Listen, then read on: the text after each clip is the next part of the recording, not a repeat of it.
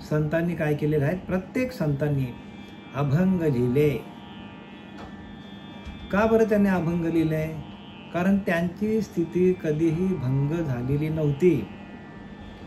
ज्या अंतःकरणाची स्थिती कधीही भंग पावत नाही.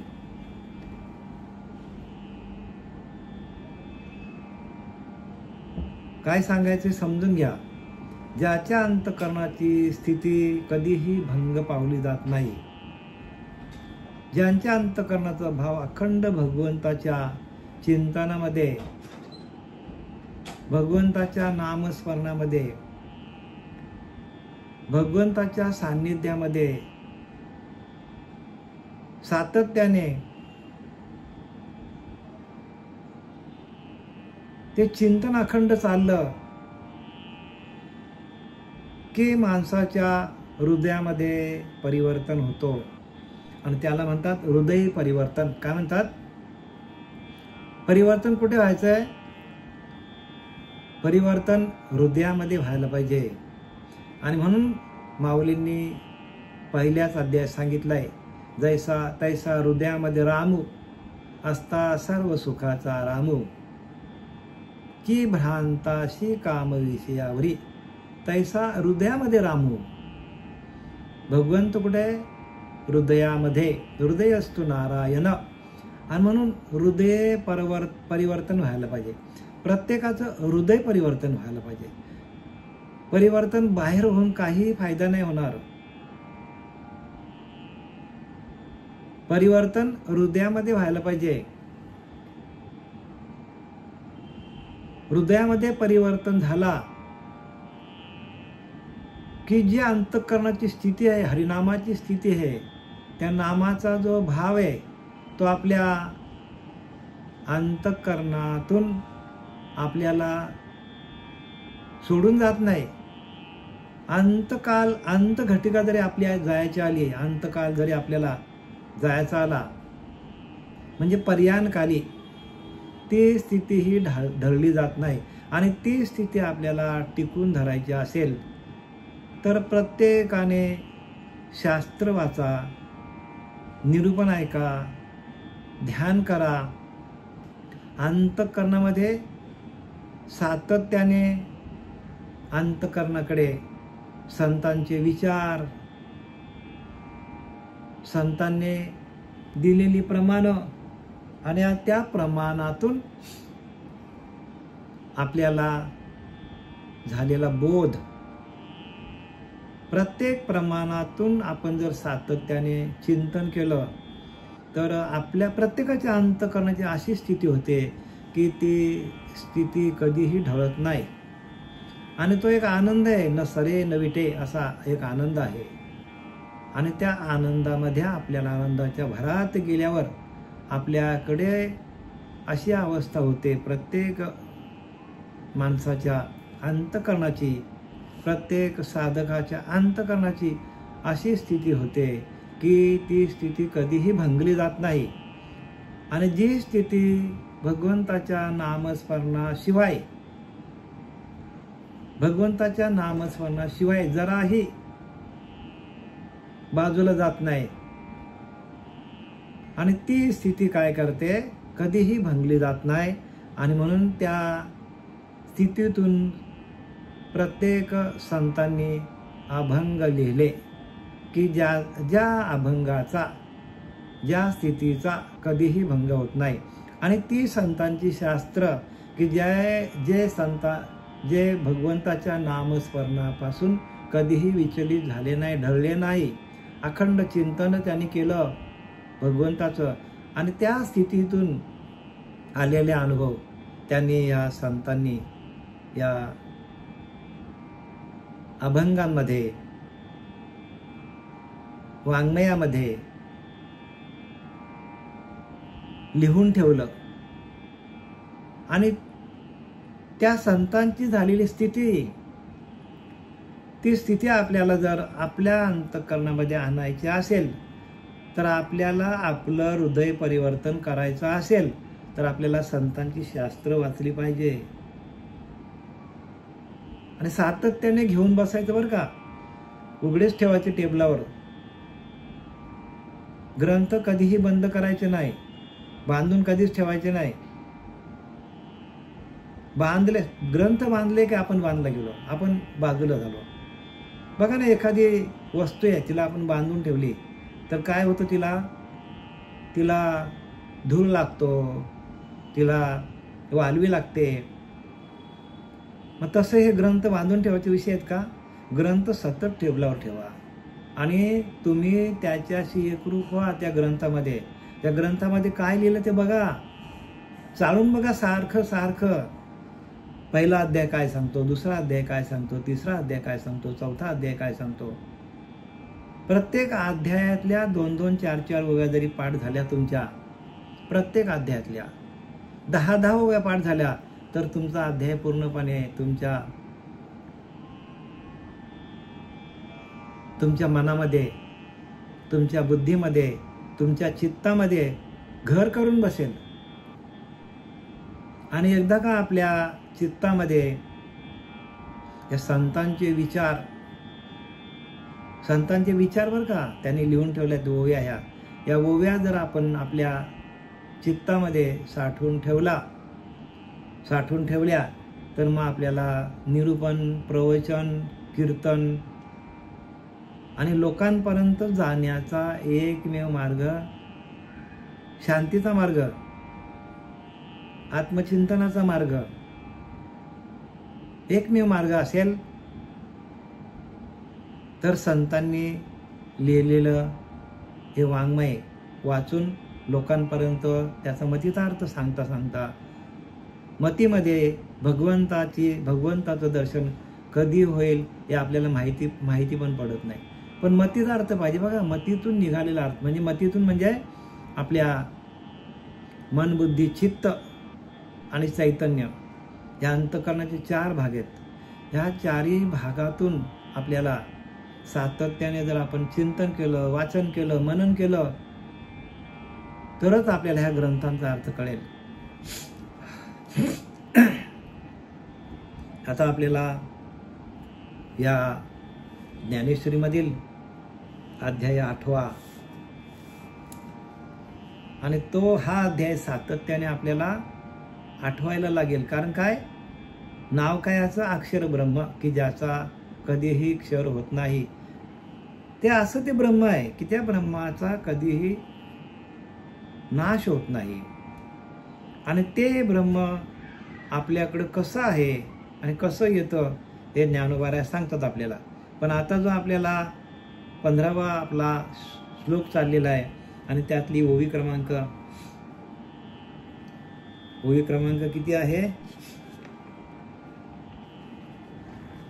तर 145. बघा ज्ञानोबाराया काय सांगतात बघूया. संपूर्ण पुढच्या ओव्या देहावर आहेत. जोपर्यंत आपल्याकडे देहभाव आहे तोपर्यंत आपल्याला भगवंताच्या खऱ्या ज्ञानाची, खऱ्या स्वरूपाची ओळख होणार नाही. म्हणून आपल्याला देहभाव आपला जायला पाहिजे.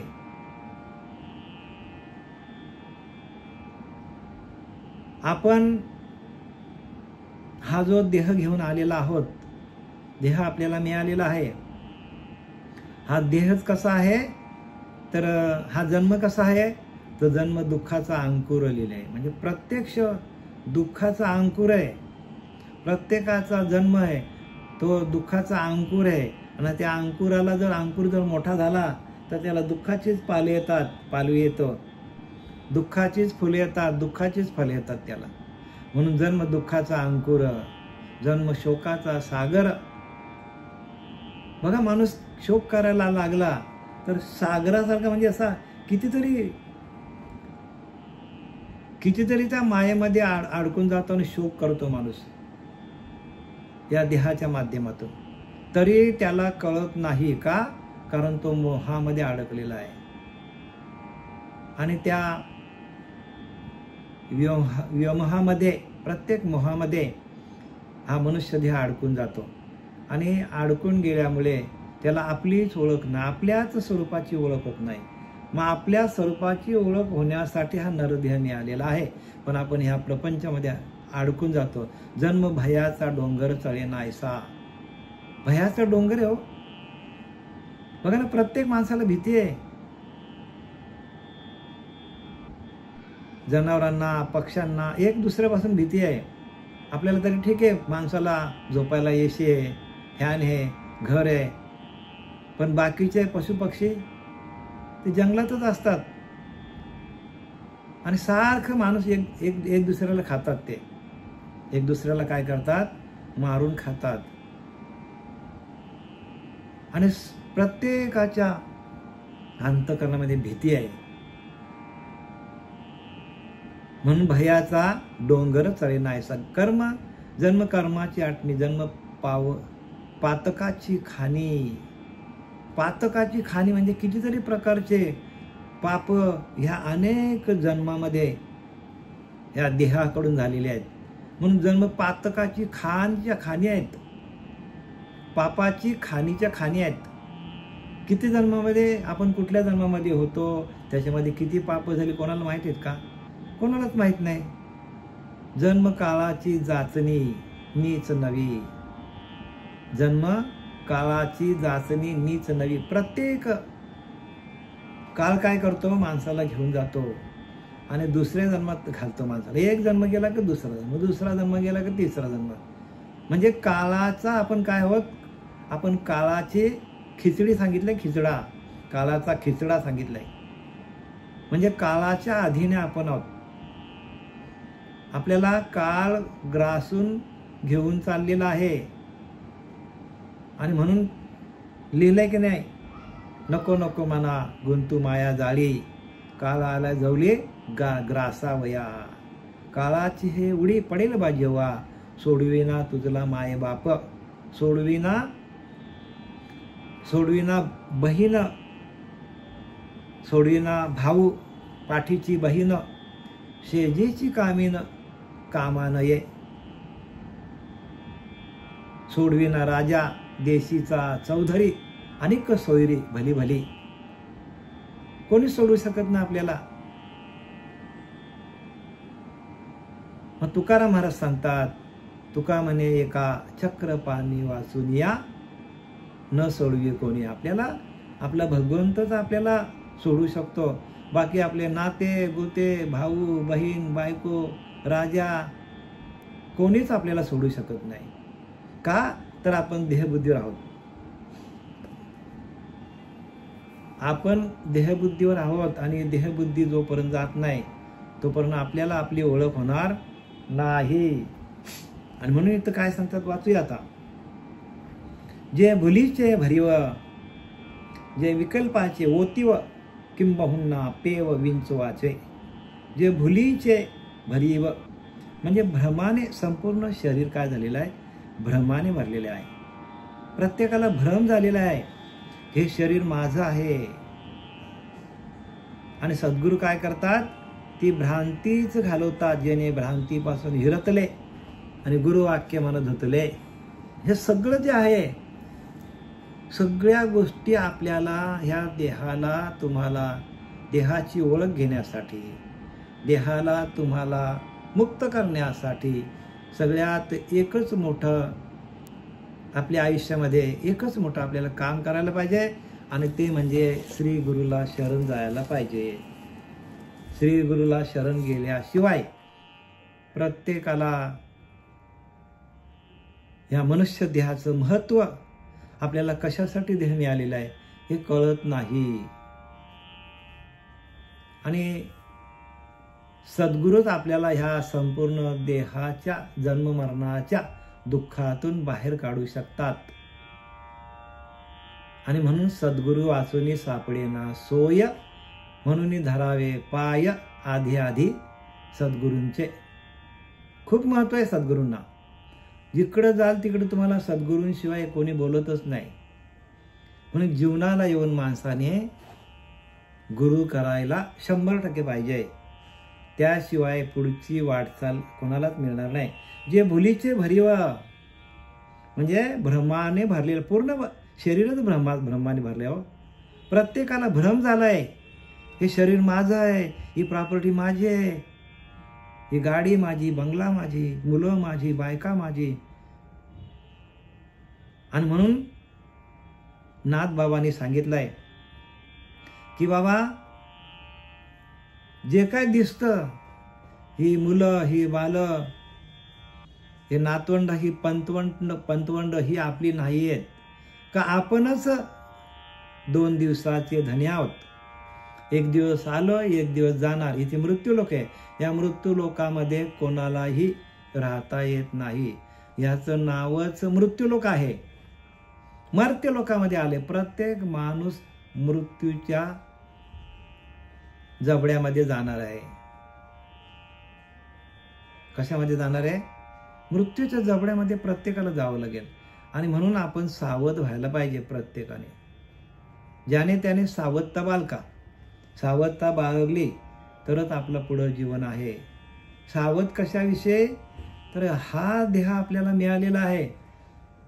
या मिळालेल्या देहाचा आपण जास्तीत जास्त वापर हरिभजनासाठी, भगवंताच्या नामस्मरणासाठी कसा करता येईल याचा प्रत्येकाने विचार घ्यायला पाहिजे. म्हणून लिहिले, भाग्य तो नव्हे धनपुत्र दारा, निकट सहवास संतांची या. भाग्य तो नव्हे धनपुत्र धारा. हे भाग्याने सांगितलंय की माझ्याकडं धन खूप आहे, माझ्याकडं चांगला मुलगा आहे, माझी धर्मपत्नी चांगली आहे, माझे यजमान चांगले आहेत, माझी नातवंड चांगली आहेत. भाग्य नाही सांगितले. भाग्य तो नोहे धनपुत्र दारा, निकट सहवास संतांची या. संतांच्या सहवासामध्ये राहणं हेच भाग्य आहे. संतांचा सहवास तोच स्वर्गवास. संतांच्या सहवासात गेलो तर त्या स्वर्गात गेल्यासारखा होतो. का? तर संतांचा सहवास जो आहे त्या सहवासामध्ये राहिल्यानंतर आपल्याला आत्मस्थिती, आत्मभाव, आत्मचैतन्य ह्याची आपल्याला अनुभूती येते. परत ऐकून घ्या. संतांची संगत केली तर आपल्याला आत्मस्थिती भाव येतो, आत्मचैतन्य निर्माण होतं आपल्यामध्ये.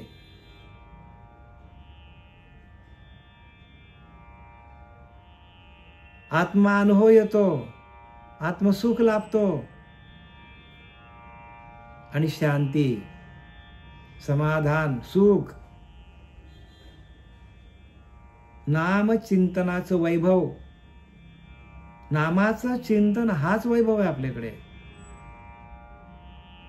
ह्या गोष्टी आपल्याला अशा सहजासहजी मिळत नाही. त्यासाठी सातत्याने संतांची संगत करायला पाहिजे. जे भुलीचे भरीव, जे विकल्पाचे ओतीव म्हणजे कल्पनांचे ओतलेले, किंबहुना विंचवांचे पेवच लिहिले बघा. विंचवांचे पेव म्हणजे विंचवांचा अंथरूण. त्या अंथरुणावर आपण झोपले असं वाटतं बघा ना तुम्ही. एखाद्या माणसावर प्रसंग आले तर कितीतरी विंचू चावल्यासारखं त्याच्या अंगाला वेदना होतात.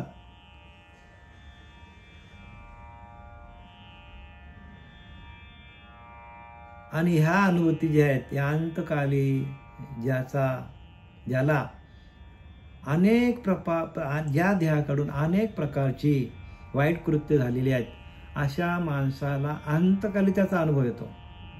अंतकाल ह्या आणि ही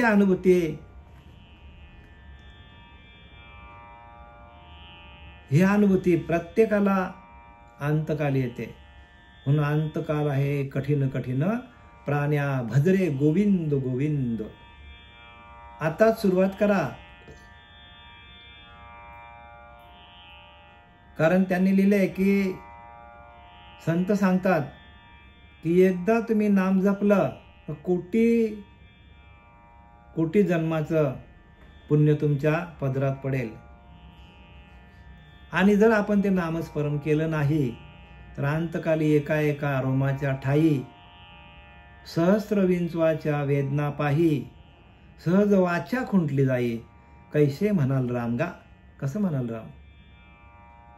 एका रोमाच्या ठाई हजारो विंचू चावल्याच्या वेदना होतात.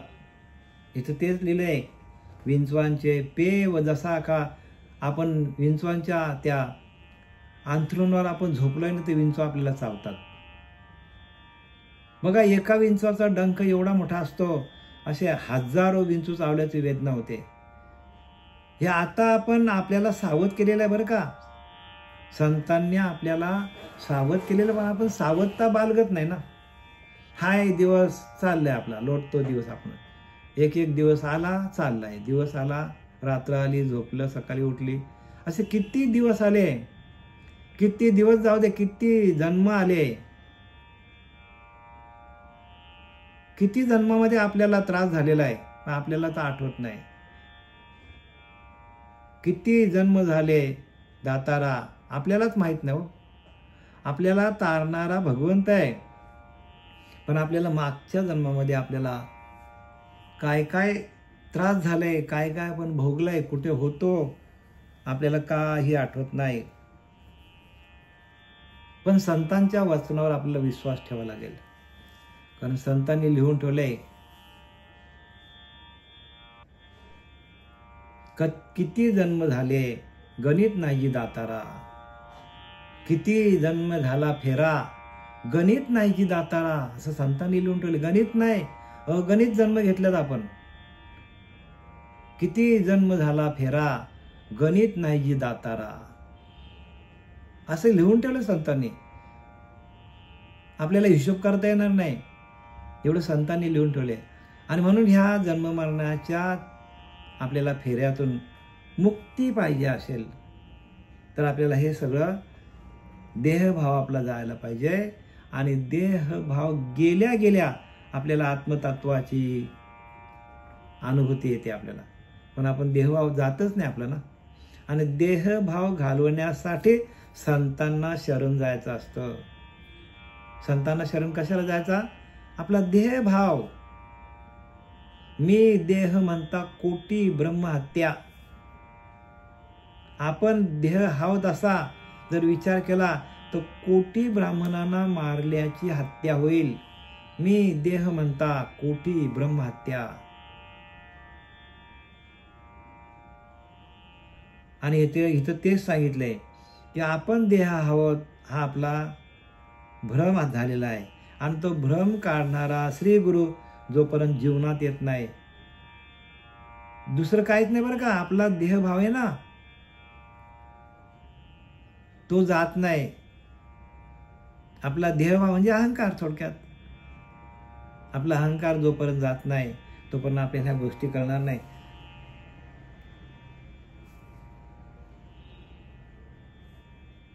जे व्याघ्राचे क्षेत्र, जे पण्यागनाचे मित्र, जे विषय विज्ञान यंत्र सुपूजित, जे व्याघाची जाळी. बघा, व्याघ्राची जाळी म्हणजे एखादा वाघाची जाळी लिहिले, वाघाची जाळी. म्हणजे वाघाच्या तावडीत आपण सापडलो तर आपली अवस्था काय होईल? तशी अवस्था आहे देहाची.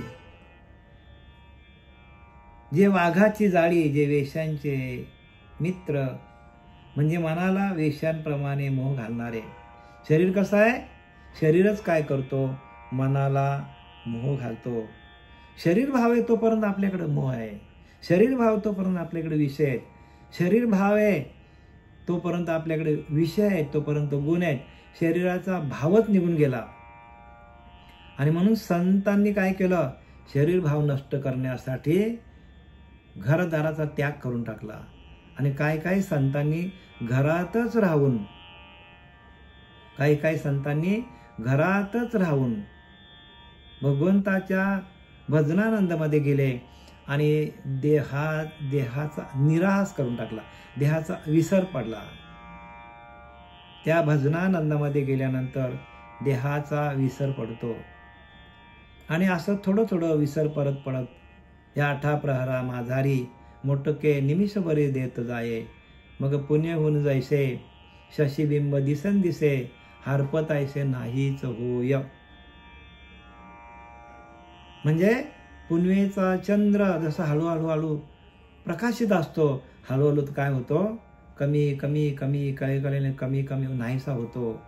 तैसे भोगातून निघता, चित्त मज माझी रिगता, हळूहळू पंडुसुता मीच होशी. भगवंत तसं सांगतो. तसं संतांनी काय केलं, चित्ताला प्रपंचातून हळूहळू हळूहळू बाजूला काढून 10 मिनटं, 15 मिनटं, अर्धा तास, 1 तास ध्यानाला देऊन, संतांची संगत करून, पोथ्या पुराण वाचण्यासाठी त्या प्रपंचातून बाजूला काढलं. आणि मग त्या चित्ताला काय दिलं, चित्ताला भगवंताच्या नामाची जोड दिली, भगवंताच्या भजनाची जोड दिली. मग ते चित्त भगवंताचं भजन करायला लागलं हळूहळू हळूहळू. 15 मिनटं, अर्धा तास, 1 तास, 2 तास, 3 तास, 4 तास. संसारातून बाजूला निघणं म्हणजे काय, संसार टाकून द्यायचा का? अजिबात नाही. संसार यथासांग करायचा, उत्तम प्रकारे संसार करायचा. पैसा कमवा, सगळा कमवा, इस्टेट, धन सगळं कमवा, पण ते कमवताना भगवंताचं नामस्मरण आपल्या मुखातून, आपल्या अंतःकरणातून यायला पाहिजे. म्हणजे भजनानंदामध्ये जाऊन आपण पैसा कमवायचा. चित्त मज माझी रेगथा, हळूहळू पंडुसुता मीच होशी. तुझे चित्त जर माझ्या भजनामध्ये मद्रूप झालं, चित्त मज माझी रेगता, हळूहळू पंडुसुता, अरे अर्जुना तू मीच होशी, तू देव होशी. आपल्याला सांगितलं बरं काय, तुमचं चित्त जे हळूहळू हळूहळू भगवंताच्या भजनामध्ये रंगला तुमचा चित्त. लिहिले का नाही, मन हे राम रंगी रंगले, आत्मरंगी रंगले. याचा अर्थ काय होतो, आत्म्याच्या भजनामध्ये ते मन रमलं पाहिजे, तरच तुम्हाला या संसारातून 1 तास होईना का, 2 तास का होईना, आपल्याला प्रपंचातून बाजूला काढण्यासाठी आपल्याला काहीतरी युक्ती लढवता यायला पाहिजे. म्हणून संसारी असावे, आसुनी नसावे, जैसे पद्मपत्र जळामध्ये. बघा संतांनी किती उत्कृष्ट प्रकारचे आपल्याला भजन आणि भक्ती आणि प्रपंच सगळा कसा करायचा याच्यासाठी उत्कृष्ट प्रकारचं आपल्याला ज्ञान दिलेलं आहे. संसारी असावे, आसुनी नसावे, जैसे पद्मपत्र जळामध्ये. म्हणजे काय सांगितलंय, जसं कमळाचं पान पाण्यातच आहे पण पाणी अंगाला लागून घेत नाही, जसं कमळ चिखलात आहे पण चिखलाचा एक थेंबही कमळाच्या पाकळीवर नसतो, तसं आपण संसारामध्ये राहायचं पण भगवंताच्या भजनामध्ये जायचं. मग आपल्याला संसाराचा जो काय जाच आहे, संसाराचा जो काय उपद्रव आहे, संसारापासून झालेला जो काय त्रास आहे, तो त्रास आपल्याला लागत नाही. का तर तो भगवंत आपलं भजन करतो, भगवंतच आपलं भजन करतो. आपण भजन करत नाही, नंतर ओठ न आले, कंठ न आले, जिभा ना रटे राम, हमारा राम जप करे, हम बैठे आराम, कबीरदास सांगतो. तशी अंतःकरणाची स्थिती होते. आणि ती स्थिती होण्यासाठी शास्त्र आहेत सगळे बरं काय. हे शास्त्र कशासाठी आहेत, आपल्याच अंतःकरणाचा भाव भगवंताच्या नामस्मरणामध्ये, नामस्मरणे निरंतर नामस्मरण व्हायला पाहिजे. आणि तेच जाणावे पुण्य शरीर, तेच शरीर पुण्यवान आहे. नाना दुःखाचे गिरीवर, मोठ्या मोठ्या दुःखाचे डोंगर, नामस्मरणे नासती. बघा, नामाच्या स्मरणाने भगवंताच्या चिंतनातून मोठे मोठे डोंगर जरी असेल, अनेक जन्माचं पाप जरी असेल तरी त्याचा भस्म होतो.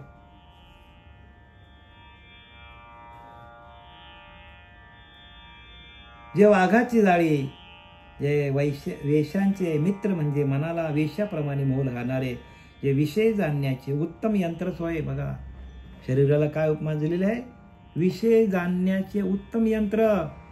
जरा जरी आपल्याला चाहूल लागली तरी माणूस लगेच वाकडा तिकडा जरा बघितला तर लगेच माणूस काम वासनेमध्ये अडकला जातो. जरा जरी पायावर पाय पडला तर लगेच माणूस क्रोध अग्नीसारखा भडकतो आणि लगेच काय करतो, भांडणं करायला उठतो. आणि म्हणून इथं काय लिहिलंय, विषय जाणण्याची उत्तम यंत्रच, विषय तुम्हाला जे आहेत ते ह्या देहातूनच विषयांची ओळख होते. आणि मनुष्याला असं वाटतं की आपल्याला जो देह मिळालेला आहे तो विषय भोगण्यासाठीच मिळालेला आहे. हा एक माणसाचा भ्रम आहे. हाय तरुण तर घ्या मजा करून, अशी प्रत्येक मनाची आवड आहे. पण तसं नाही ना. भगवंताच्या नामस्मरणातून आपल्याला उत्पत्तीसाठी काम वासना दिलेले आहे. क्रोधी तसाच आहे, लोभी तसाच आहे. लोभ किती असावा आपल्या संसाराचा असावा, नाही तर लोभ कितीतरी गाड्या, बंगले, घोडे, काय काय किती प्रॉपर्टी आहे, तरी अजून माणसं पैसा कमवतात आणि पैसा कमवताच देह ठेवतात. मग मला सांगा, आता मेल्यानंतर तो कुठल्या जन्माला येणार आहे? आणि मरणी जाय जे आठवे तो तेची गती ते पावे, या 8व्या अध्यायात सांगितलंय. म्हणून सदा स्मरावे मातेची तुवा, अर्जुना तू माझं स्मरण कर. सगळं काय कर, पण माझं स्मरण जराही विसरू नको.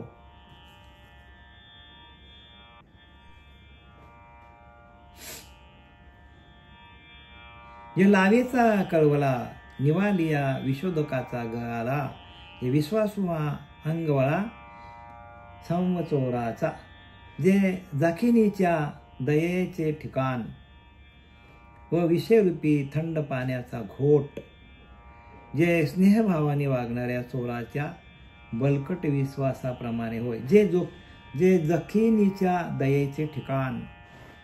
बघा काय भुताडकी आहे सगळी. देह कसा आहे तर एखाद्या माणसाला त्या विषयाने जर झपाटलं, त्या मोहाने झपाटलं, तर तो आपल्या हातातनं काय होतो, गुन्हा होतो, पाप होतो, याचा काही विचार करत नाही. तो आई आहे का, बाप आहे का, भाऊ आहे का, काका आहे, काही कसलंच त्याला भान राहत नाही. का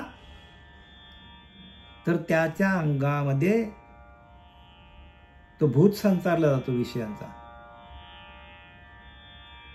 आणि त्या संचारलेल्या विषयांच्या देहातून माणूस वाटेल ते करायला तयार होतो.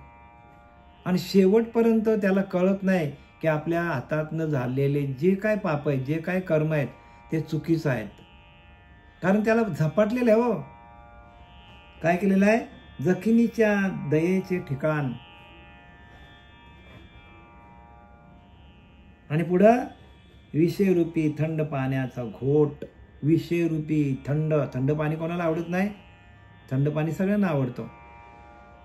आणि ते विषयरूपी थंड पाण्याचा घोट या देहामध्ये, देहाची ताण जी आहे ती कधीही भागली जात नाही. घोट आहे. जसं आपण पाणी पीत गेलो तसं ते विषय त्यांना आवडायला लागले एकदा माणसाला, की अजून पिवं, अजून घेऊया, अजून त्यांचा स्वाद घेऊया. मला सांगा, माणसाची ताण कधी भागते का हो? आयुष्यभर माणूस जन्माला आल्यापासून पाणी पितोच आहे. तसा जन्माला आल्यापासून माणूस काय त्या विषयांचा भोग घेतोच. पण ते भोग न सरे न विटे, त्याला कधी त्याचा वीट येत नाही आणि त्याचं भोग संपत्ती नाही. असा हा देह आहे माणसाचा. कसा देह आहे तर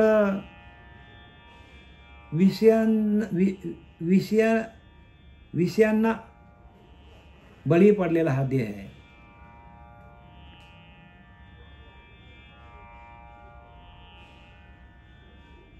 आणि विषय सुख हेच सुख खरं मानतो माणूस. त्याच्या पलीकडे त्याचं काय बुद्धी जातच नाही. का? त्याला हेच खरं वाटतं की विषय सुख हे काय आहे, हेच खरं सुख आहे. पण त्याच्या पुढे गेल्यानंतर जे खरं सुख आहे, ते खरं सुख मिळवण्याची ज्याला त्याला ओढ लागलेली असते, ते श्री गुरूंना शरण जातात. आणि मग त्यांना खरं वाटतं की बापरे, विषय सुख तर काहीच नाही, विषय सुखापेक्षा आत्मसुख मोठं आहे. पण त्याच्यासाठी माणसाला अनेक जन्माचं पुण्य उदयाला यावं लागतं. बहुत जन्माचं पुण्य जोडे, लिहिलं की नाही? तुकाराम महाराज म्हणता की नाही की जन्मोजन्मी आम्ही बहुपुण्य केले, अनेक जन्माचं पुण्य. तेव्हा माझ्या मुखातून विठ्ठलाचं नाम यायला लागलं. म्हणून भगवंताचं नाम येण्यासाठी अनेक जन्माचा पुण्याचा साठा लागतो. आणि तो साठा आपल्याला प्राप्त करायचा असेल तर जा सद्गुरूंची शरण, चुके तुमचे जन्म मरण. जे स्नेहभावाने वागणाऱ्या चोराचे बळकट विश्वासाप्रमाणे होय. जे स्नेहभावाने वागणाऱ्या चोराच्या बळकट विश्वासाप्रमाणे आहे.